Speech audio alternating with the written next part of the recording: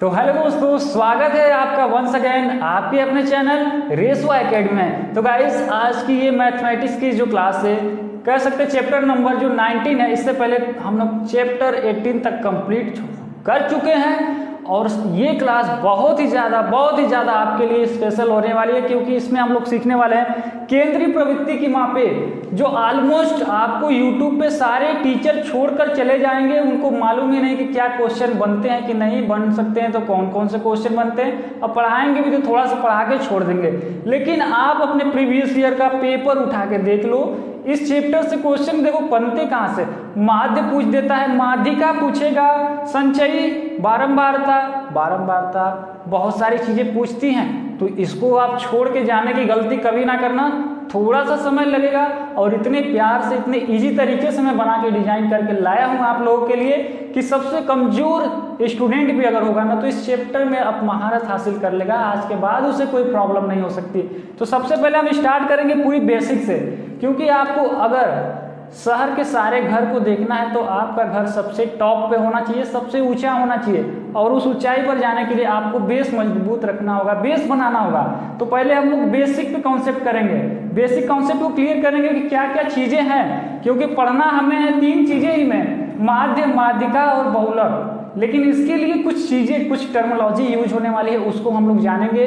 Chapter का theme क्या है, केंद्रीय प्रवृत्ति की मापे। इसमें सर हमें करना क्या है, तो देखो इसमें करना क्या है, जैसे आप अपने कॉलेज में पढ़ते हो तो क्या होता है, एक डाटा आता है कि इतने स्टूडेंट फर्स्ट डिवीजन में आए हैं, इतने सेकेंड डिवीजन में आए हैं। तो एक डाटा आता है ना कि इतने लड़के, इतने लड़कियां हैं, ठीक है। तो इस तरह से एक डाटा आता है। तो इसमें हम लोग क्या करते हैं, जो डाटा का कलेक्शन होता है उसी को करते हैं। उस डाटा के कलेक्शन से हम लोग फिक्स करते हैं कि ये इसका समांतर माध्य क्या होगा, बहुलक क्या होगा, बहुत सारी चीजें, ठीक है। तो पहले केंद्रीय प्रवृत्ति की माप की जो परिभाषा हुई, क्या हुई, किसी श्रेणी का वह मान या किसी श्रेणी में चर का वह मान, समझना प्यार से, किसी श्रेणी में एक सीरीज दी रहेगी कि 10 स्टूडेंट हैं जो 50 नंबर पाए हैं, 20 स्टूडेंट हैं जो 55 नंबर पाए हैं, और एक स्टूडेंट है जो 98% पाया है। तो हम क्या बोलते हैं कि ये जो 98 वाला है पूरे कॉलेज में टॉप किया है, सबसे ज्यादा पाया है। तो किसी श्रेणी में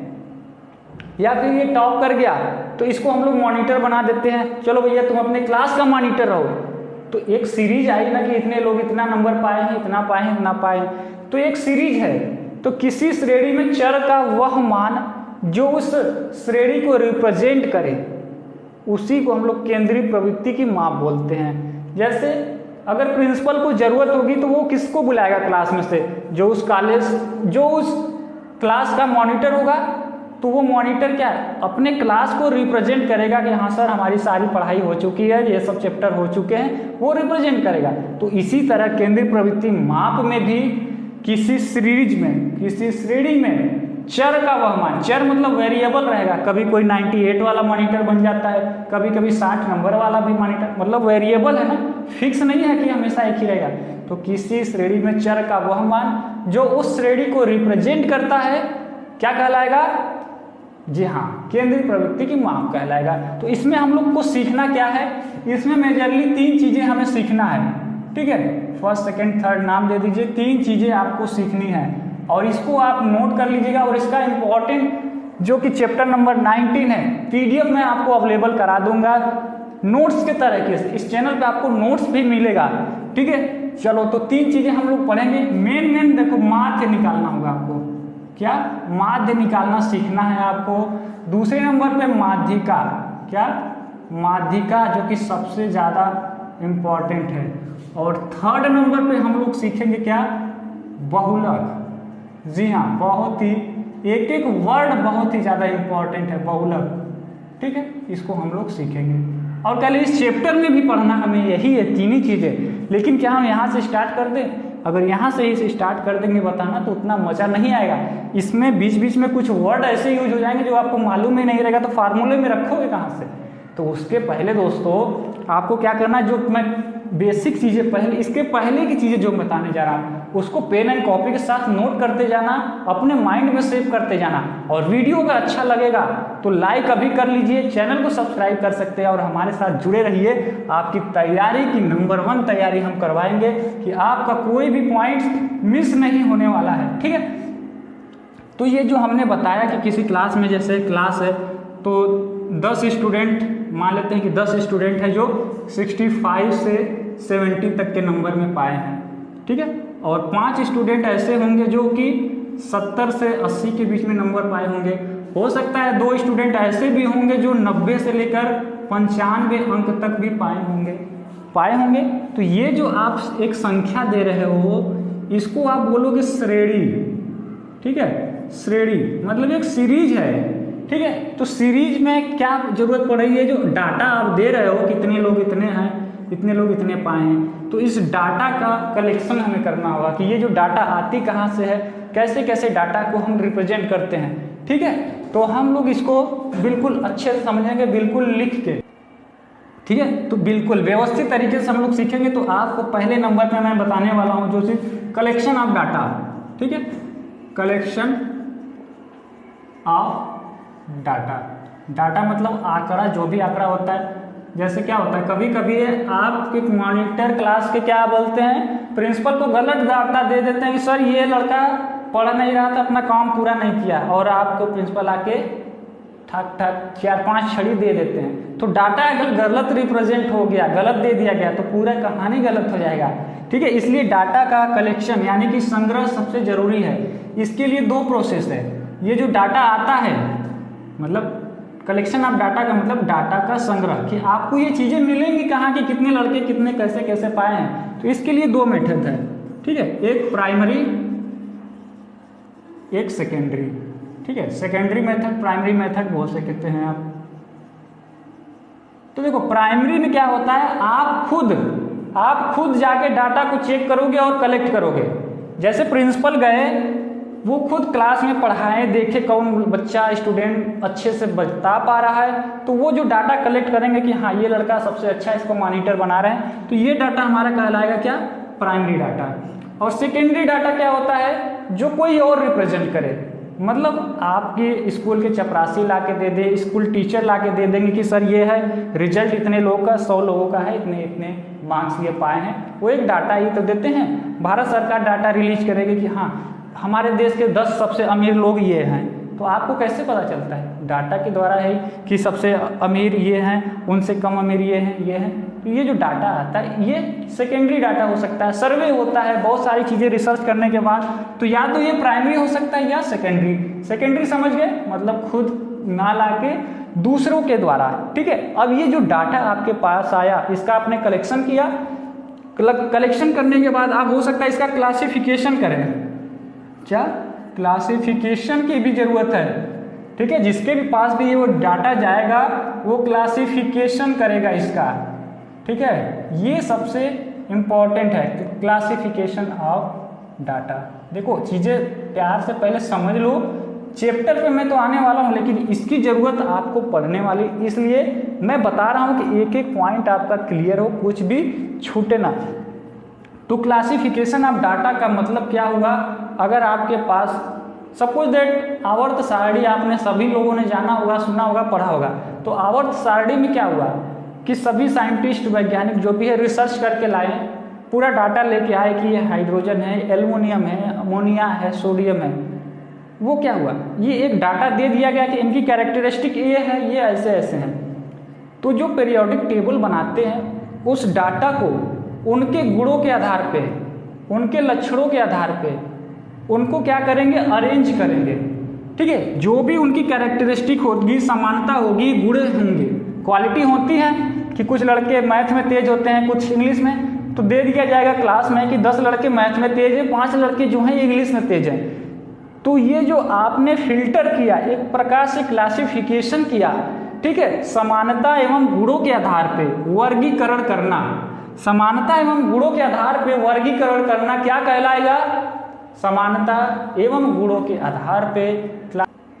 तो समझ गए, समानता एवं गुणों के आधार पे जो डाटा हम लोग बनाते हैं उसको क्लासिफिकेशन करते हैं, उसी को हम लोग बोलेंगे कि डाटा का ये क्या हुआ, क्लासिफिकेशन हो गया। इनको अरेंज कर दिया जाता है। पीरियोडिक टेबल इसका सबसे बड़ा उदाहरण है, क्योंकि सभी जो भी तत्व रखे गए हैं उनको या तो उनके गुणों के आधार पर रखे गए हैं, उनके समानता के आधार पे, ठीक है। तो ये एक सीरीज बनती है। ये डाटा ही तो है कि 1 से 118 तक के जो एलिमेंट्स है उनको अरेंज किया गया है ना पीरियोडिक टेबल में। तो कैसे किया गया है, इनके समानता एवं गुणों के आधार पे ही तो बहुत बड़ा रोल है इस चैप्टर का आपके पूरे लाइफ में। अभी तो ये बेसिक से आप कर रहे हो, एक एक चीज़ें आपको समझने वाले हैं। अभी बारंबारता हम लोग पढ़ेंगे, संचयी बारंबारता भी पढ़ेंगे, ठीक है। चलो ये दोनों पॉइंट अगर आपके माइंड में नोट डाउन हो गया है तो अब हम आते हैं मेन पॉइंट पे, जो आपका स्टार्ट करने जा रहा है इस पिक्चर को, ठीक है। तो जब चीज़ें आपको समझ में आएंगी तब तो जाके आपका दिल गार्डन गार्डन होगा और आपको मजा आने वाला है। इस पूरे क्लास में इतनी इंटरेस्टिंग चीज़ें मिलेंगी, ठीक है। बारंबारता का नाम तो सबने सुना होगा, ठीक है। बारंबारता, बारंबारता का इंग्लिश में आप बोलेंगे फ्रीक्वेंसी, ठीक है। फ्रीक्वेंसी इंडिया में पूछ देगा कि विद्युत की फ्रीक्वेंसी कितनी है, फिजिक्स का क्वेश्चन लो, विद्युत की फ्रीक्वेंसी पूछ देगा तो आप बोलोगे सर 50 हर्ट्ज है, ठीक है। 50 हर्ट्ज है। तो बारंबारता का मतलब ये होता है कोई डाटा कितनी बार रिप्रेजेंट हो रहा है या सबसे ज़्यादा बार कौन रिप्रेजेंट हो रहा है, ठीक है। सबसे ज़्यादा बार दोहराई गई संख्या को ही हम बारंबारता बोलते हैं उस दिए गए सीरीज का। जैसे एक सीरीज दे दे कि 10 है, 15 है, 12 है, 11 है, 10 है, 12 है, ठीक है। फिर दे देगा कि 10 है, फिर दे देगा 9 है, फिर दे देगा 10 है, फिर दे देगा 15 है। मान लो एक सीरीज दे दिया तो पूछ देगा कि इसकी बारंबारता क्या है, इस दिए गए सीरीज की बारंबारता क्या है। तो अभी हमने क्या बताया कि दिए गए सीरीज में जो नंबर, जो संख्या सबसे ज़्यादा बार रिपीट हुई हो वही उस सीरीज की क्या होगी, समझ गए, बारंबारता यानी फ्रीक्वेंसी। तो हम यहाँ पे देख रहे हैं कि ये जो 10 है यहाँ भी आया है, यहाँ भी आया है, यहाँ भी आया है, यहाँ भी आया है। मतलब 10 कितनी बार आया है, आप बोलोगे सर 10 जो है 4 बार आया है। मतलब इसकी बारंबारता जो सबसे ज़्यादा है, तो इसकी बारंबारता अगर सीरीज के लिए पूछ दे कि बारंबारता कितनी होगी तो आप बताओ बारंबारता कितनी हो गई, कौन सी संख्या है, तो बारंबारता इसकी 10 है। जो सबसे ज़्यादा बार आई है यहाँ पे 10 4 बार आया है, 12 देखो 1 और 2 बार आया है, लेकिन सबसे ज़्यादा बार नहीं आया है। चीज़ें समझो और अपने माइंड को भी समझने पे मजबूर करो कि चीज़ें क्या हो रही हैं, मैथमेटिक्स कैसे शिफ्ट कर रहा है। अभी आपके मेन थीम पे हम लोग आने वाले, धीरे धीरे हम अपने प्रोग्रेस पे चल रहे हैं, ठीक है। तो बारंबारता क्या हो गई 10, क्योंकि इसकी फ्रीक्वेंसी सबसे ज़्यादा है। अब इसी के बाद हम सीख लेते हैं एक और चीज़ जो अब यूज होगी आपके क्वेश्चन में। क्वेश्चन में कभी कभी पूछ देता है कि संचयी बारंबारता बता दो क्या होगा, ठीक है। क्या संचयी बारंबारता, तो ये आप पहले नोट कर लीजिए और साथ ही साथ नोट करते रहेंगे, कॉपी अपने बनाए रहेंगे तो ज़्यादा बढ़िया होगा, या फिर इसकी PDF आपको मिल जाएगी, ठीक है। संचयी बारंबारता आप टेलीग्राम में जुड़ जाइए, फ्री ऑफ कॉस्ट है, ठीक है, फ्री ऑफ कॉस्ट है। संचयी बारंबारता या कम्युलेटिव, ठीक है, कम्युलेटिव फ्रीक्वेंसी। देखो चीज़ें समझना कि क्या हो रही है, कम्युलेटिव फ्रीक्वेंसी क्या होती है या संचयी बारंबारता क्या होती है, ठीक है। तो कहीं ना कहीं जो डाटा दिया जाएगा, जो बड़े बड़े डाटा होते हैं, बड़े बड़े का मतलब बहुत बार उसमें कई सारी डाटा को कलेक्ट किया जाता है कि इतने लोग टीवी देख रहे हैं, इतने लोग मोबाइल पे देखते हैं, इतने लोग लैपटॉप पे देख रहे हैं, इतने लोग सिनेमा हॉल में देखते हैं किसी मूवी को। तो एक डाटा तैयार हो गया, या फिर पूरे वर्ल्ड में डाटा तैयार किया जाएगा।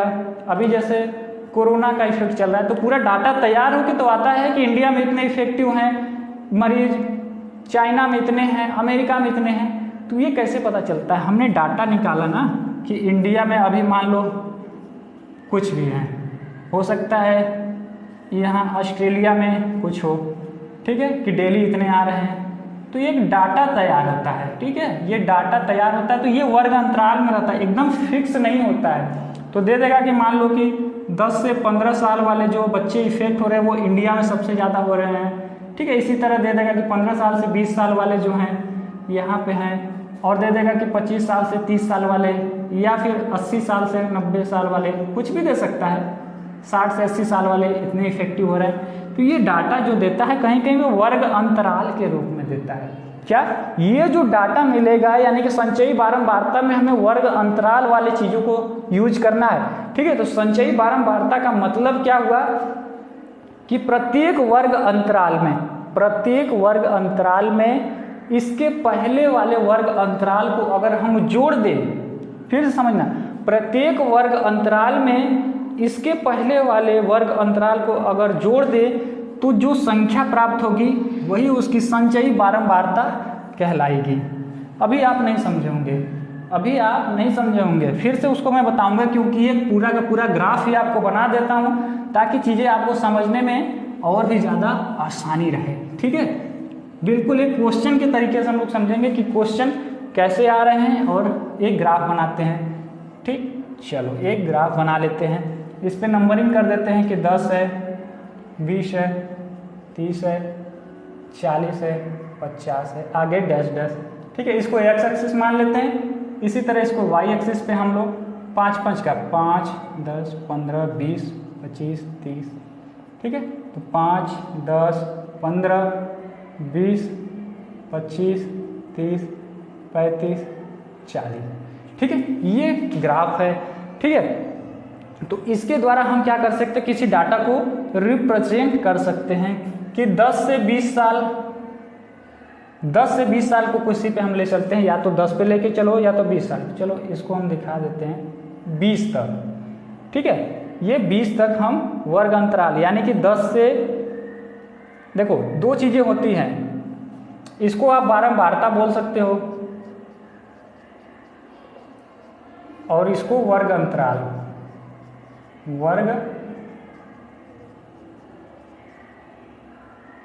ठीक है, इधर वर्ग अंतराल और इधर जो ऊपर जा रहा है ये बारंबारता है। अगर हम इसको आयु से माने या पैसे से माने कि 10 से 20 हज़ार कमाने वाले कितने हैं, हम मान लेंगे कि 10,000 हैं, 15,000 है, 20,000, ये कुछ भी हो सकता है। क्वेश्चन पे डिपेंड करेगा, आपको केवल कॉन्सेप्ट अभी मैं बता रहा हूँ, क्वेश्चन भी कराऊंगा इस पे।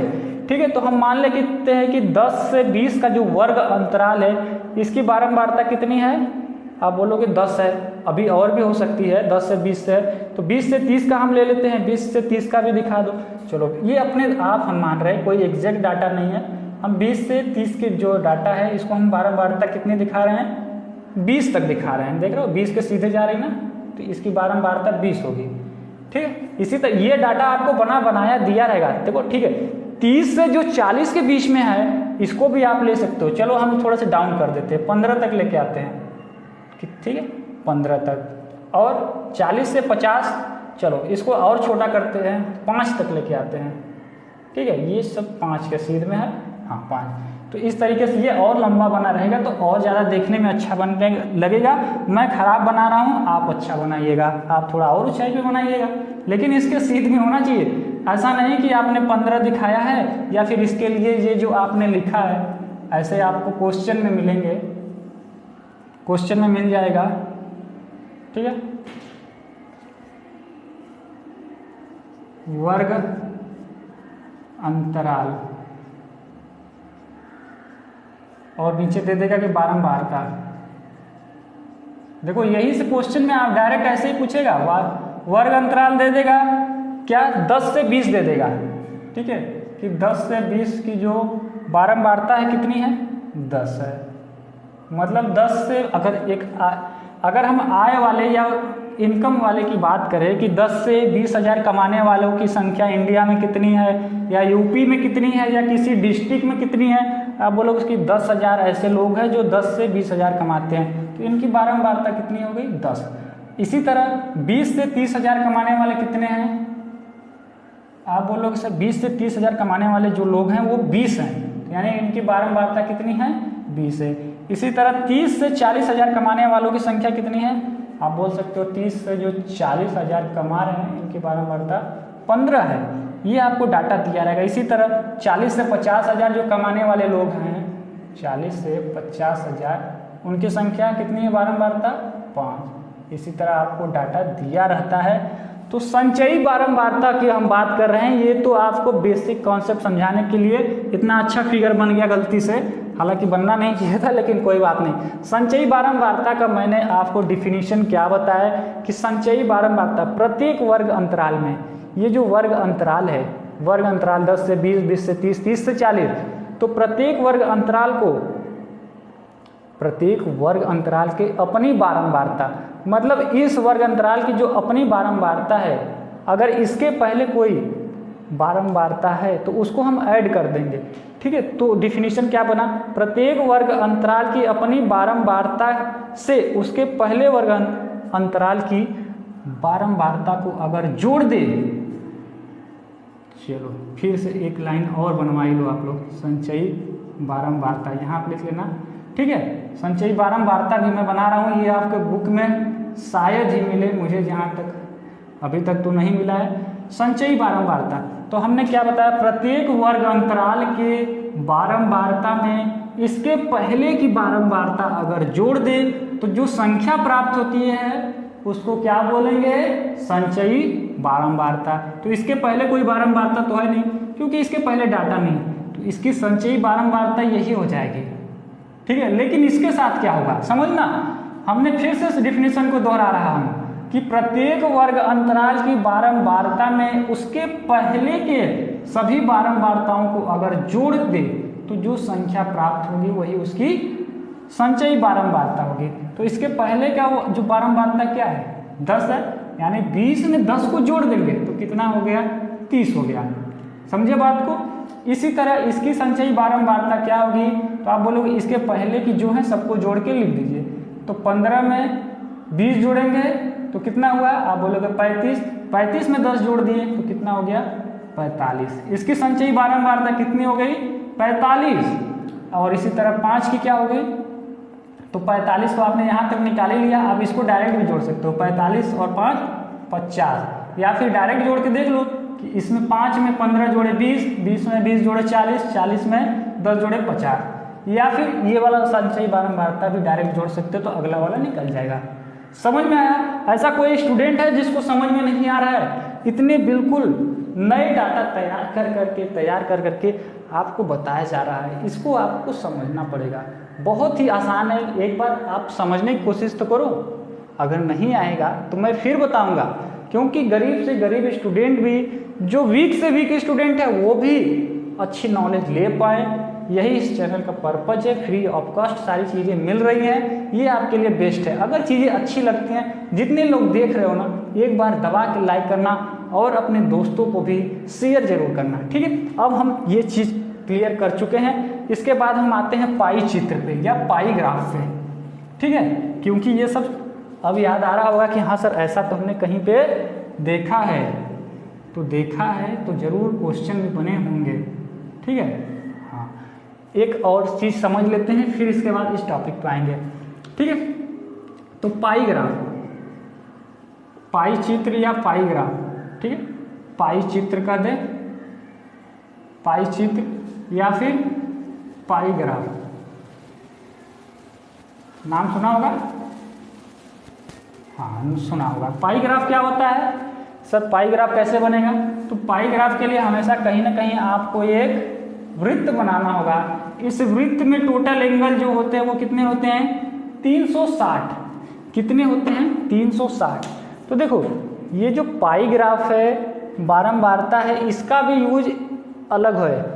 ये वर्ग अंतराल के रूप में ग्राफ है, ठीक है, ये वर्ग अंतराल के रूप में ग्राफ है, और ये वृत्त के रूप में जो ग्राफ बनता है उसको क्या बोलोगे आप लोग, पाई ग्राफ। ठीक है, तो इसमें क्वेश्चन भी एक पूछ देगा सर कि पाई ग्राफ से क्या क्वेश्चन बनेगा, तो पाई ग्राफ से देखो मैं बता रहा हूँ आपको, पूछता है कि वृत्त के केंद्र पर बना कोण, ऐसा पूछ देगा कि वृत्त के केंद्र पर बना कोण कितना होगा। ठीक है, तो हम उसका फार्मूला केवल बता रहे हैं जो आपको यहाँ पे लिख दें। चलो यहाँ पे लिखते हैं कि वृत्त के केंद्र पर बना कोण, वृत्त के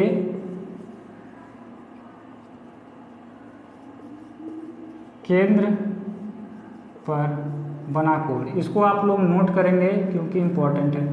तो कोण कैसे बनाएंगे, एंगल दिया होगा कुछ ना कुछ, हो सकता है एंगल दे दे, ठीक है, एंगल जरूर दिया होगा, हो सकता है। चलो इसको 160 ले लेते हैं, इसको हम लोग 120 ले लेते हैं।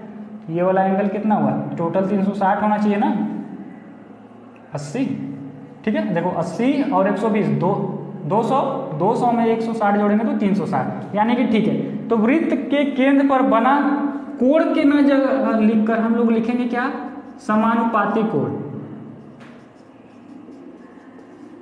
समानुपाती कोण, ठीक है।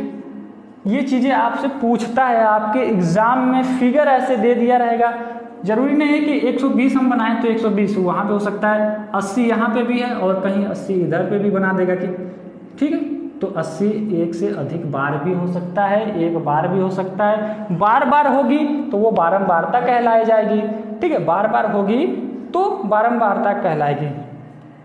तो इसका फार्मूला क्या हो गया, टोटल कितना है, इसको हम कोण को यहाँ से लिखें, आप इसके आगे लिख लेना कि टोटल 360 एंगल होता है, तो 360 गुणे संगत बारंबारता, 360 गुणे संगत बारंबारता, ठीक है। नीचे दिख रहा होगा आपको, हाँ सब दिख रहा है। तो 360 गुणे संगत बारंबारता अपॉन में सबसे मोस्ट, ये जो सभी बारंबारताएं रहेंगी इन सभी का योग कर लेना, ठीक है। तो आप यहाँ पे लिख देना कि सभी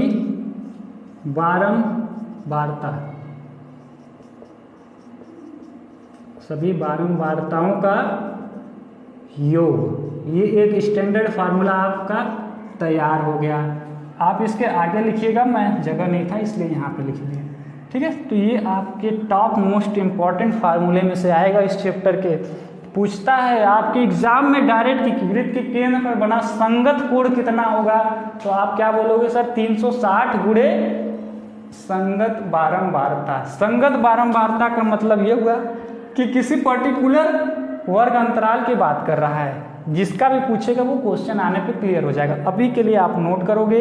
इतनी चीज़ें बताने के बाद अब हम आते हैं इस पॉइंट पे, ठीक है। ये चीज़ें हम आपको अगले पार्ट में पढ़ाएंगे, क्योंकि ज़्यादा चीज़ें हैं और अच्छे से समझना है तो कोई नहीं, आराम आराम पे स्टेप वाइज पढ़ेंगे। तो पार्ट 1 ये कंप्लीट यहीं तक रहेगा, इसके बाद हम लोग पार्ट 2 पढ़ेंगे, ठीक है। इसके बाद नेक्स्ट चैप्टर पढ़ेंगे और एक एक चीज़ चाहे वो सेट का ही क्यों ना हो, हम आपको छोड़ेंगे नहीं और आप हमसे भाग नहीं सकते।